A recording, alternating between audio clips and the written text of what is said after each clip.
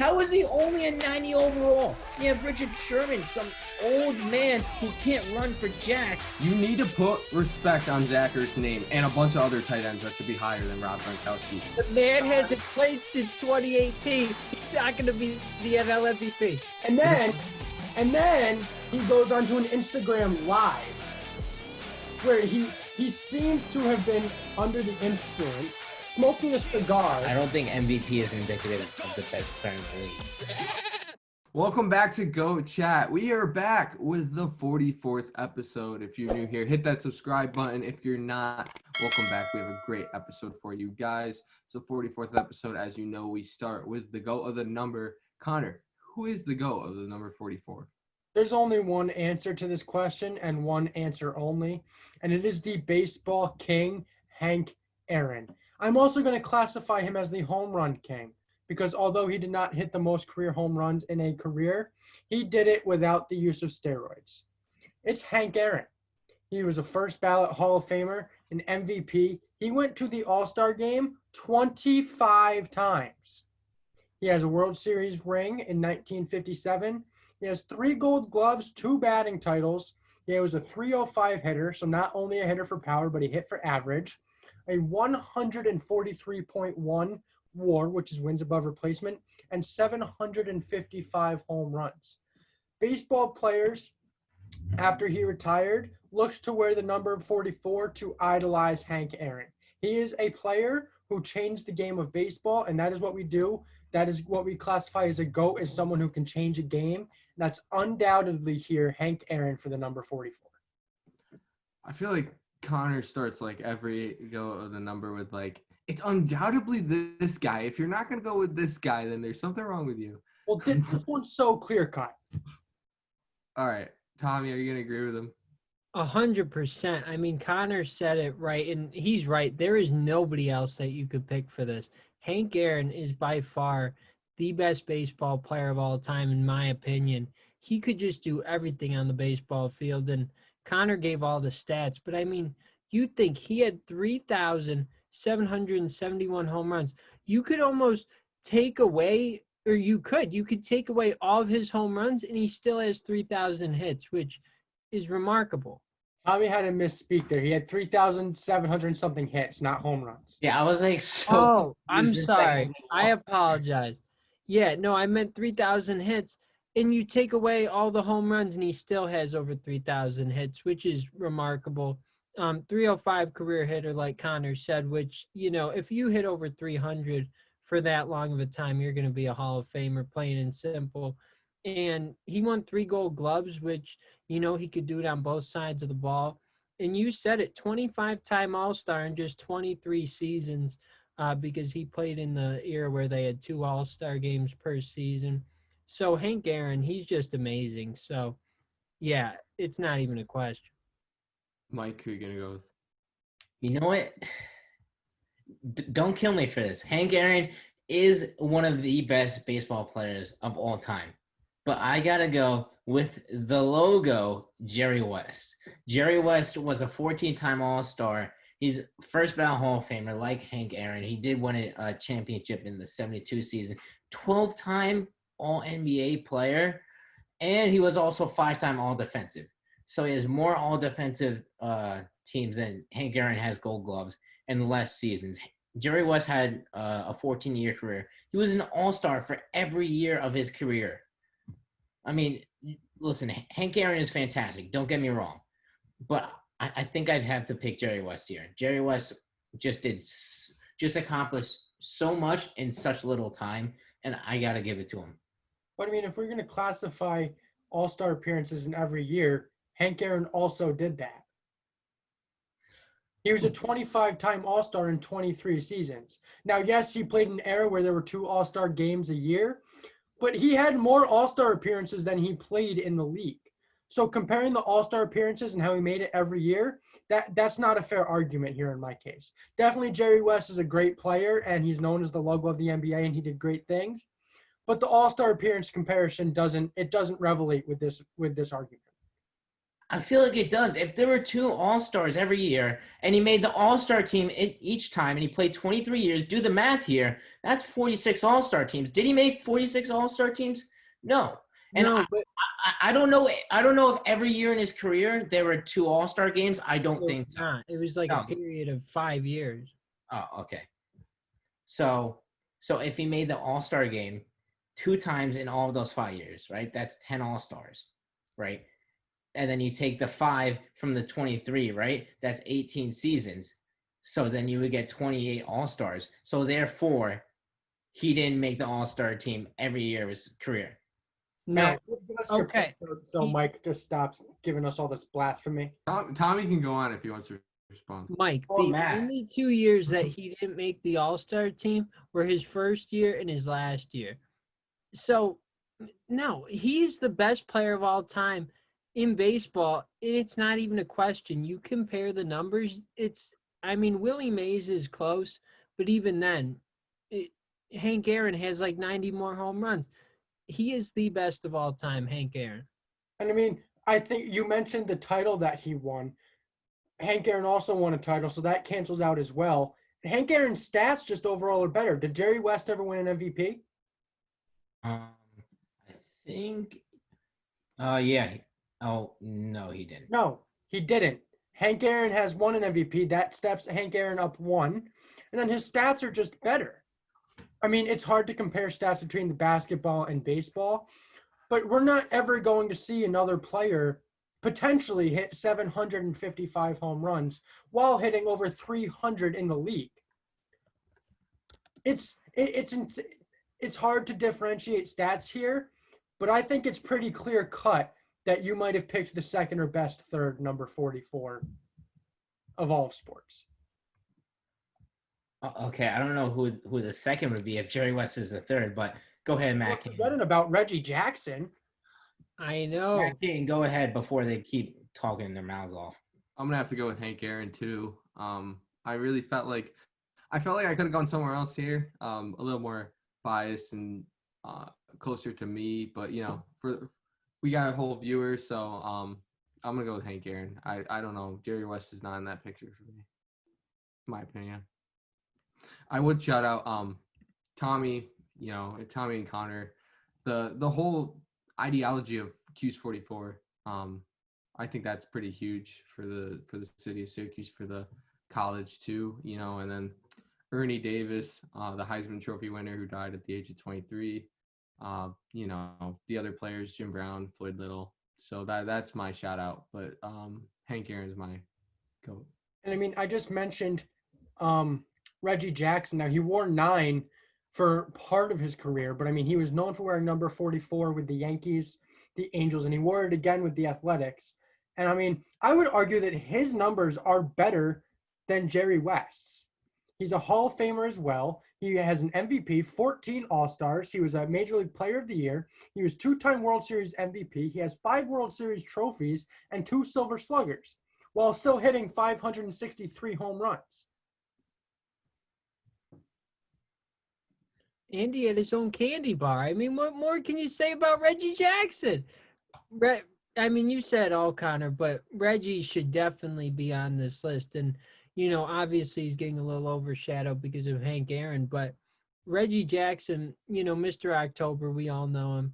He had so many clutch moments, and he really brought the Yankees back, their winning culture back in the 70s, and he's amazing too. So you have to acknowledge Reggie Jackson. I did want to mention something that I found really interesting when looking into Hank Aaron is that, I mean, obviously we know up until Mariano Rivera, there was no unanimous elections into the Hall of Fame. How did someone say no to Hank Aaron's resume? I think that just is absolutely incredibly idiotic, really, to see that 6 people said no to Hank Aaron. I mean, those 6 people had no effect over whether he got in or not. But I mean, how is he not a unanimous decision? The Baseball Hall of Fame, the voters for that, I don't know. I think they make some very, very questionable decisions. But I think that's a topic for another day. Obviously, Reggie Jackson is a great baseball player. I'd still argue that Jerry West is still the better player. And one thing I didn't mention about Jerry West, he did make 9 finals. He only won one of them, but he did make it to 9 finals. And I understand his record there is horrible, right? But he did get there, right? And you could talk about whatever you want, right? But I'd argue that just making it to 9 finals out of 14 years, that's an accomplishment within itself.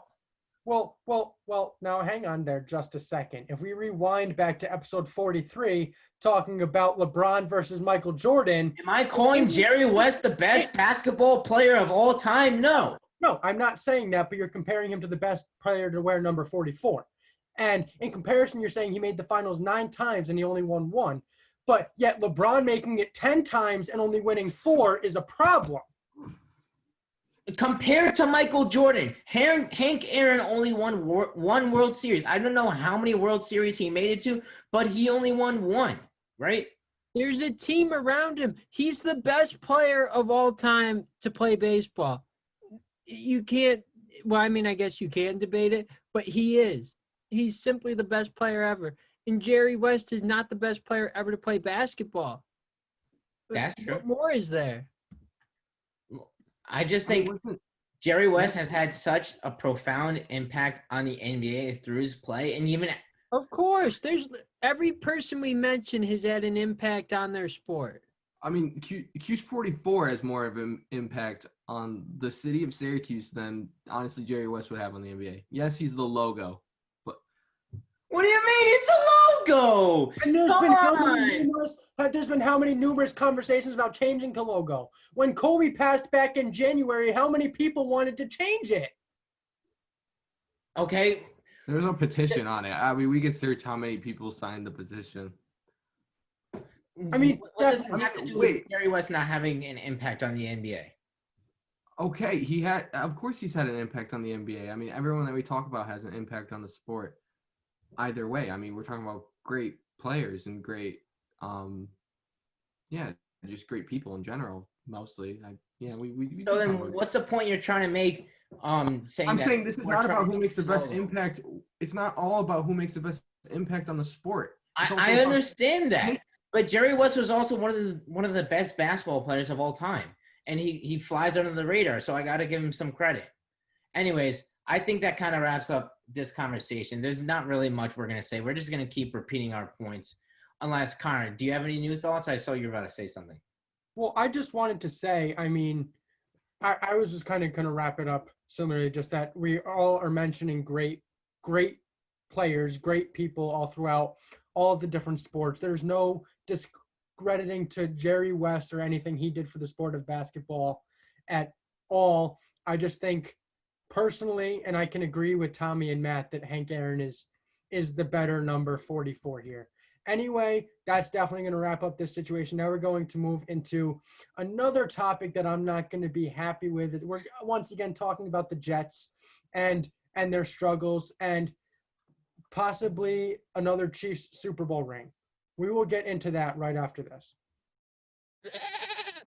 Welcome back to Go Chat. We just had a somewhat heated conversation of GOAT of the number 44. Now we're going to move into some more NFL talk, and unfortunately it is involving my team again, the New York Jets.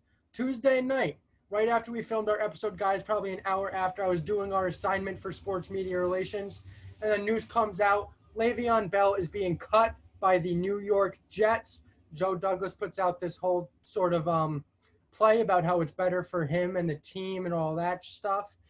I'm not going to give my opinion yet on this. I will save mine. I will let you guys go first. Tommy, I'm going to ask you first. What do you think about the Jets cutting Le'Veon Bell? Well, I think it's definitely a surprise, right? Because Le'Veon Bell still has a lot of value to bring to the table for any team. I think any team would love to have him. And obviously we saw he ended up with the Chiefs, but I'm sure they could have made a trade at least for some draft picks. I mean, you're going to cut him and pay all that money and get nothing in return? Le'Veon Bell's a great player. Are we forgetting what he did with the Steelers? It just didn't make sense to me. But, I was definitely surprised, Connor. Mike, what did you think here? Yeah, I got to agree with Tommy to some extent. it was confusing that they couldn't have at least gotten, a 7th-round pick, at least, something in return, and they wouldn't have all that dead money on their cap. But I saw a report saying that they couldn't even get a late day draft pick. So who knows what's going on with that? I'm just confused on what they're doing. Obviously, they're trying to clean house, right? But if I don't know, it's absolutely ludicrous to see what the Jets are doing right now. And just at the end of the day, Gase got to go, right? If they want to start over, just restart the whole thing. You know what I mean? Fire Gase. If you want to get rid of Darnold, go ahead, get rid of Darnold. I think they just need a complete reboot because whatever they're doing right now is not working. Matt, what's your whole take on this situation that's been developing? I mean, just to kind of sum up what they've said, it was surprising to me that they didn't even trade him for like a draft pick or anything. But I don't know. Like if I was a team, I would at least give him. Well, it depended on I needed a running back, but I don't know. It's so weird that he didn't get any draft picks. I don't know if teams were just trying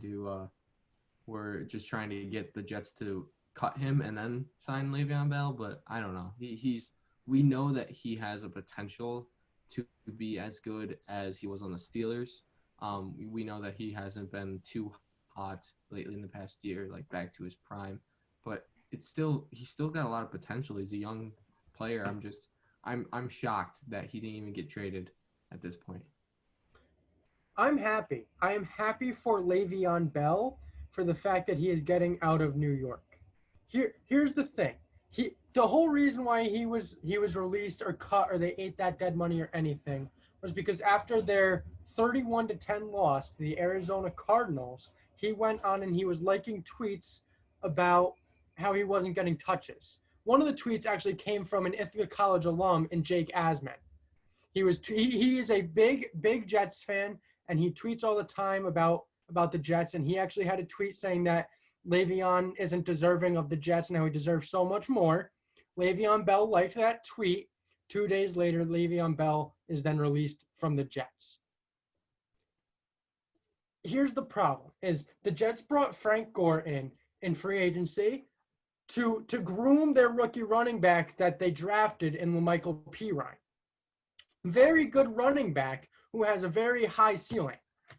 He's not going to get to that high ceiling if he gets 0 carries in a game, 0 touches, 0 targets.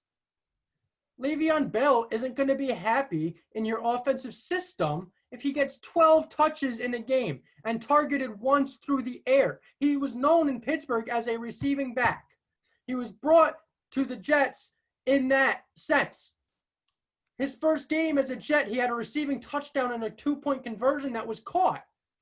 And now we're going to target him once through the air. And our 37-year-old running back is going to lead the backfield in touches. That doesn't make any sense. Now, is this Adam Gase trying to hold on to players that he's coached in the past? Potentially. He's brought in Frank Gore. He brought in Kalen Ballage. He brought in all these players who he's coached in the past. Adam Gase doesn't care about the Jets system, or I don't even necessarily think he cares about winning. The way it seems right now is he's caring about getting the players that he's worked with their touches rather than focusing on winning for the Jets, which is unfortunate, and it's embarrassing to call myself a Jets fan right now with the way this team is going. I would not be surprised if this team finishes the season 0-16. I don't see a team that the Jets beat. Now, moving on to Le'Veon Bell's decision to sign with the Kansas City Chiefs. His decisions, he brought it down to 3 teams. It was Buffalo, Miami, or Kansas City. Now, if you look at the New York Jets schedule, their next 3 games are Miami, Kansas City, and then Buffalo, which means Le'Veon Bell wants payback on Adam Gase and the New York Jets. The only way anything is going to get better in New York is if Adam Gase gets fired. But we're not talking about New York anymore. We're going to talk about Le'Veon Bell and he's newly teamed the Kansas City Chiefs. Now, we haven't seen the fire-powered offense that we saw last year in Kansas City. Do you think the extra addition of another running back, and they have that 2 running back squad now with Le'Veon Bell and Clyde Edwards-Helaire, do you think that adds that fire back into Kansas City? Mike, you're wearing the red. I'll go to you. I don't know. I feel like it could. I feel like Le'Veon Bell has definitely lost a step. He didn't even have one rush over 20 yards in his whole New York Jets tenure. So I definitely don't think he's as good as he once was. But do I think he still has some gas in the tank? Yes, definitely. And I don't know. They just drafted Helaire, right? I don't know if they're going to use like 2 running back sets where they both line up, or one could line up in the slot and one lines up in the backfield, or they both line up in the backfield. I think it'll be interesting. An offensive mastermind like Andy Reid is going to use these players to their full potential, and he's going to get the best out of them. And I'm excited to see what's going to happen moving forward with the Kansas City Chiefs offense, which has been a little bit disappointing this season. Matt, what do you think on that about the Kansas City outlook? I think Kansas City does the right move to get Le'Veon Bell. I think he might cause a spark in that backfield. Losing Williams to he opted out of because of the coronavirus, and then they drafted Helaire. But I'm excited to see what Le'Veon does. I'm excited to see his potential there. Andy Reid is a great coach, and I think if you asked me last week or after their game on Sunday if they were going to make it to the Super Bowl, I would be a little hesitant on that because, they played, Mahomes played great against the Raiders, but, they're not gonna be able to win games against like the Steelers or the Titans or whoever that I thought. But bringing Bell in, I will say that they're back to my favorite to make it to the Super Bowl. Tommy, what do you think? Yeah, I agree. I think it is a great move for both Le'Veon Bell and Kansas City. I think that was the right move, obviously, for them to bring him in. I mean, why wouldn't you want a guy like Le'Veon Bell? And I think you're right, Matt. He is the final piece. He's certainly going to make them, a lot better.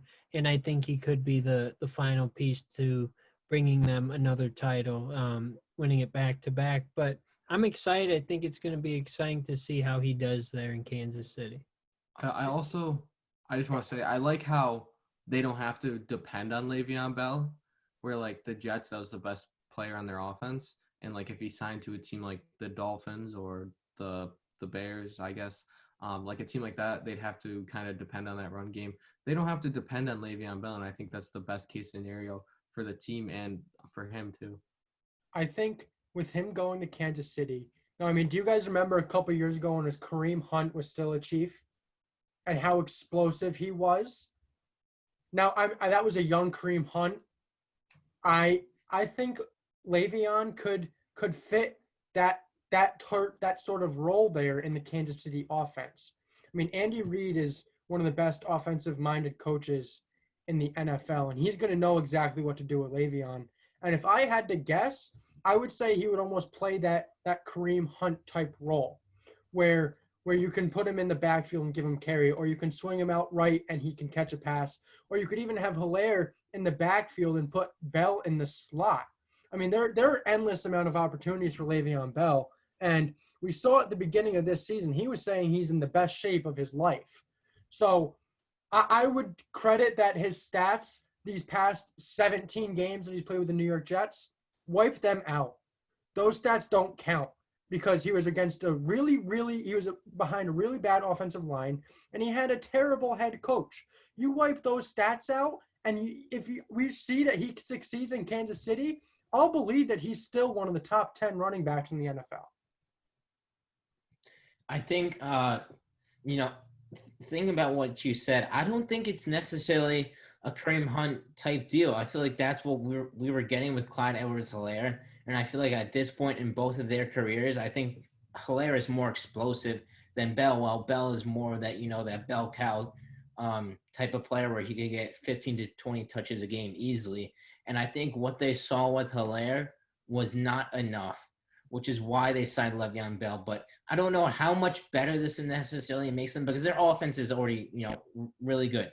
I feel like this just adds another ground and pound element that they didn't necessarily feel like they were getting to the extent that they wanted with Hilaire. So I think that's why they went out and make this signing. But I feel like everyone has to agree that they are the favorite to win the Super Bowl with or without Bell.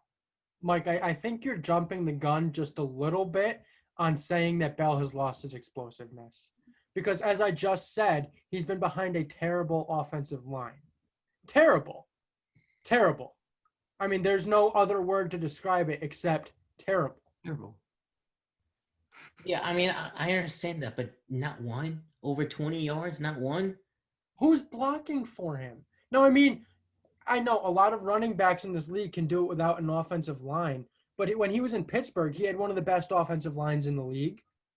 And then to go from Pittsburgh to the Jets that had nothing. I mean, they signed a guard in Kelechi Osemele, and then he didn't want to play. He was sitting out for a faked injury, so the Jets cut him. And now he's in Kansas City playing like a Pro Bowler. So they had nothing on their offensive line. So this has nothing to do with the Jets. I am a huge fan of Le'Veon Bell, and I really think he can concede, and I believe that he's in his best shape of his life, and I think he's going to hit the top of his ability with Kansas City. All I'm going to say right now, I feel like at least the past couple of years in the Adam Gase era, we've heard all this talk coming out of Jets camp, like, oh, Le'Veon Bell is in the best shape of his life. Oh, I didn't utilize Le'Veon Bell to the way I should have, right? That's what Adam Gase said this offseason. He also said Chris Herndon was going to be the best player on their offense, the best receiving target. And look how all those things are turned out. I'm not denying the fact that Le'Veon Bell can break out in Kansas City, right? I just don't think he's the player that he once was in Pittsburgh. I think he's still a pretty good running back, but he's not that Le'Veon Bell you're going to get where he's going to catch 90 balls a year. Can you do me a favor? Can you wait to say that for 3 weeks? Okay. Get Le'Veon Bell 3 weeks with Andy Reid. Let Andy Reid assess what he wants to do with Le'Veon Bell and show some talent on the field, and can we reassess this conversation? Yeah. At this point in time, it's kind of tough to, give the best analysis given the situation he was with the Jets.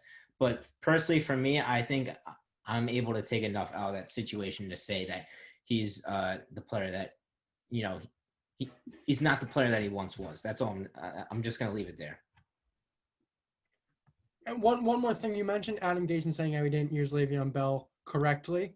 After Le'Veon Bell was cut, Adam Gase was talking about it on Wednesday. He said that the question is now irrelevant, which is it's just wrong. Adam Gase is not treating these players as players. He's treating them as if he's like in control of them and that he can make them do anything that he wants. And it's time for him to never have another job in the NFL.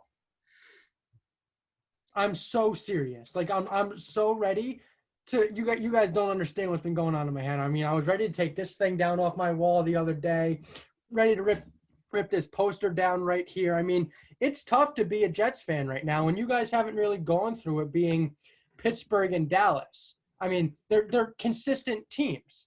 Yeah, consistently mediocre. They're consistent though. I mean, Dallas will go out and they will get you 8 to 9 wins a season. The Jets, their max is 7. Okay, I think Green Bay. that's Green Bay. Yeah, Green Bay. Yeah, I love how you didn't even mention Green Bay. Go Pack, go! I did mention Green Bay. They're consistent. They're consistently a 13-3 team. They're not consistent. They're consistently a playoff team. You could say that. They only missed twice in the past 10 years. Mm-hmm. Okay, but that's besides the point right now. We could talk about our fandom and our struggles a different day, but I think for this segment right now, we had a very productive conversation. I think that wraps everything up. So let's hop right into our next segment. Welcome back to Go Chat. We have the GOAT picks. We look at the leaderboard, and it's getting close, Connor. You are on thin ice right now with Tommy creeping up behind you. I think it's 2, right? It is. He's 2 games behind me. I'm starting to get a little nervous. I need a big week here. All right. Well, we got 4 great football games this weekend. One of them is college football. We'll go to that Saturday game. Alabama versus Georgia, a big SEC game. I don't remember what they're rated. I'd have to look that up. But 2, Georgia's 3. Yeah, so that's a great game. Nick Saban as of right now, he is. There's a possibility he could coach. He just tested negative like 30 minutes ago. But Connor, who are you gonna go with? I'm going to go with Alabama. I think Alabama wins this game, whether Nick Saban is on the sideline or he's not, because after following all the analysis, he is still being as personable and there as much as he possibly can while still staying home and quarantined. He's Zoom calling into all of the film sessions. There's a computer set up where he's watching all of the practices. And I just think Alabama's going to go out and be the better team. Overall, I think both of these teams still have a really, really, really good shot of making the college football playoff.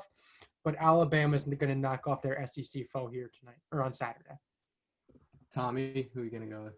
This is a really tough one for me because you take a look at the spread. It's only 4.5 points. And I believe that the home team is always given 3 just because they're at home. So, like, that's like a 1.5 point favorite. I don't know. I am going to go with Alabama. I think just because it's at home, they are going to get the win. They've had a tough week, obviously. Connor mentioned it with everything with Nick Saban, but I still think they're going to get the win. You mentioned all he's been doing, Connor, to try to stay connected with the team during this week. So I am going to go with Alabama. I'm gonna go with Roll Tide, baby, Alabama. I should have pulled out my Tua jersey that I have, but didn't pull that one out. But I love the Alabama offense. I love the Alabama offense every year. Najee Harris, Jalen Waddle, Devonta Smith, the threats that Mac Jones can throw to. So I win against Georgia last time. I'm gonna have to do it again. I don't believe in Georgia. I'm just gonna say that. I don't believe in them. Mike. I think Georgia's really good. You know, they had a really good defensive outing against Auburn, right? And then they beat Tennessee pretty handily last week. But I'm still going to go with Alabama here. From my experience in college football, you never bet against Alabama. They are just too good as a program, too good as a team, too talented, too much everything, and they will be too much to handle for Georgia.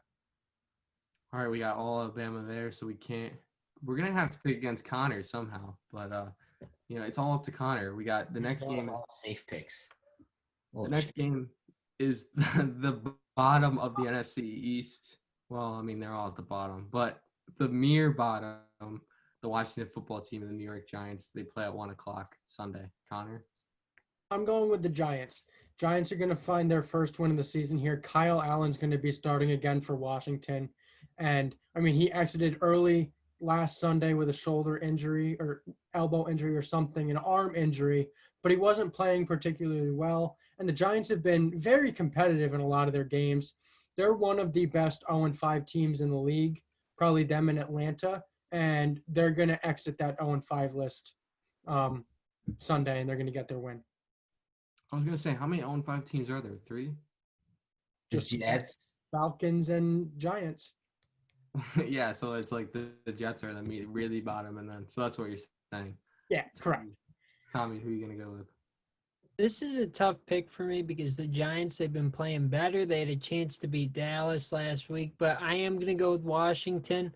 I just think that they're slightly better than the Giants, and the Giants don't have any fans this year, so I'm going to go with Washington because I think they're going to be able to get that win on the road, but we'll see. I don't even think Washington has fans, do they? I don't know. Oh, maybe not. It was crazy to see a lot of people in AT&T Stadium last week. Yeah, but I'm gonna have to agree with you, Tommy. I'm gonna go with Washington too. They have a great defensive line. I think it might put a little pressure on Danny Dimes. And I'm gonna go against Connor too. So I've got to start. So I'm gonna go with Washington. I agree. I'm going with Washington as well. I think that Washington front seven is going to be way too much for a weak Giants offensive line to handle. And yes, the Giants put up 34 points against Dallas last week, but one of those was a pick six. And, the Giants is like a seventh grade modified football team. I mean, the Dallas defense is a seventh grade modified football team. They're just so bad. They're so overpaid, so overrated. The Dallas defense is just sorry as I've ever seen it. Anyways, enough about Dallas. I'm going to Washington here. Hopefully, there won't be any injuries at that stupid MetLife Stadium. Well, it's not a Go Chat episode unless Dallas is mentioned somewhere. The next game we have. Kind of mention it first, not me. Oh well, yeah, that's fair. But the next game we have America's Game of the Week on Fox 425. The Green Bay Packers and the Tampa Bay Buccaneers. Connor, who are you gonna go with? This is a big game. Tampa Bay, if they lose this game, I think Ryan Clark said it this morning on the ESPN show Get Up. I think if Tampa Bay loses, they hit the panic button. And I'm going to agree. Tampa Bay could fall in some trouble here if they lose this game. And frankly, they're going to lose this game. The Packers are going to stay undefeated for quite some time, and I don't see them losing here this week. Tommy? I am going to agree with Connor. I think that the Packers are just the better team here. We talked about Tom Brady last week. He's just not what he once was. So I'm going to go with Aaron Rodgers and Green Bay. I don't even think I have to say a word here, but I'm going to go with Green Bay. Their offense is just going to be too much for Tampa Bay's defense. They got Devontae Adams back. Kenny Clark's back on the defensive side. And, Connor said it. I generally think that I can't see Green Bay losing anytime soon, given their schedule, too, is pretty crappy. So I'm going to give them a win. Mike?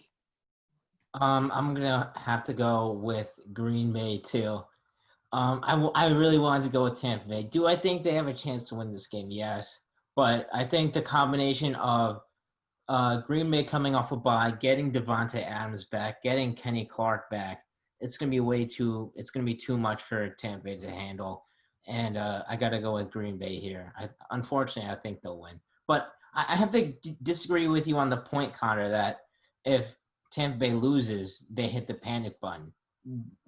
All of their losses have been to, tougher teams. You could argue Chicago, right? But the Saints are a good team, and the Packers are one of the best in the NFL right now. So if I'm Tampa Bay, I'm not hitting the panic button. It's only 6 weeks into the season. And you're probably at least at the top of your division or a game behind. So I'm not hitting the panic button if I'm Tampa. Into the season, though, is a third of the year. I mean, at what point do we stop saying only? I think give them 8 weeks. Give them 8 weeks. Okay. I'll still believe in Tampa though. Of course you will somehow. Bills Chiefs Monday night is our last game. Chiefs Le'Veon Bell. I'm guessing, is he gonna play? No, he can't. He can't. He can't Okay. start practicing with them until Wednesday. He has to do 5 straight days of COVID-free. Okay, so Bills Chiefs. Connor, who do you have? So these are two teams that kind of got they underperformed in week 5. Week 5, right? Yeah. It's crazy to see watching Tuesday night football. I think that's still week 5. But they both underperformed. Buffalo got just downright manhandled by a Tennessee team, and then Kansas City got beat by the Las Vegas Raiders. One team's going to bounce back, and it's only going to be one team, and I think it's very easily going to be the Kansas City Chiefs. The Bills' defense was no match for the Tennessee offense, and Kansas City's offense is quite a bit better than Tennessee's, so I'm going to take Kansas City and Patrick Mahomes here. Tommy? I agree. I was hoping that Connor was going to pick the Bills so I could tie him up this week, but I am going to go with Kansas City. I just think that Patrick Mahomes isn't going to let them win, or he's not going to let them lose this game. They're going to bounce back and get the win here. So got to go with Kansas City. This plus, who do I go with? I'm gonna go with the Chiefs. I think the Chiefs are gonna win, but I'm going with the Chiefs. Let's just put it there. I can't trust Josh Allen. You can't chicken out like that. All right, then who are you Josh going Allen with? is your guy. Who are you going with, Mike? Mike, who's your pick? Oh, I'm picking the Chiefs. I'm not as big of a believer in Josh Allen as Matt is. And okay. Well, you go on. I'll go before you, since you could take some time to ponder over your thoughts, right? Anyways, the reason I'm going with the Chiefs, yes, the Chiefs had an underwhelming week, but the Bills lost to a team that practiced 2 times in 2 weeks. How do you lose 42-17 against a team 17 against a team like that, right? It was 16. What? It was 16, 42-16. Cry me a river. Anyways, how do you lose to a team like that? Tennessee is really good. I didn't think they were that good to the point where they're blowing out a Bills team. I mean, Are you guys ready to agree with me with the point that the Bills are a little overrated? No. no, they're still the best team in No. the East. The Titans played so good. New England's winning the NFC or the AFC East. And I to be fair, I think a big reason the Bills did have a couple of injuries. Tre'Davious White was out. 2 of their offensive linemen were out. So we'll see what happens moving forward, right? But I think the Chiefs are 100% winning this game. Matt, make your final pick. Well, I'm going with the Chiefs. I'm not going to. And about the Josh Allen thing, I believed in him over Sam Darnold. Like, I'm not a Josh Allen believer that much.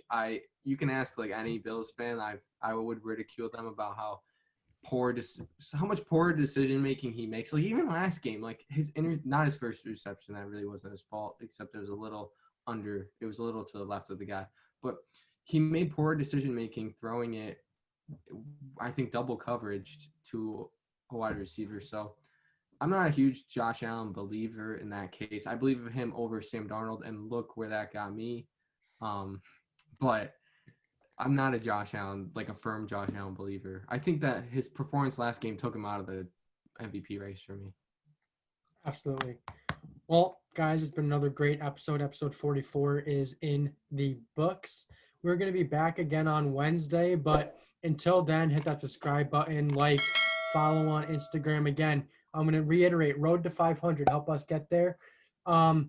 We might be coming out with a couple new shorter episodes, maybe another Tribe Call coming soon. We're looking to get more interviews, so definitely be on the lookout. We have some more fun stuff planned coming up. Until then, we will see you guys on Wednesday.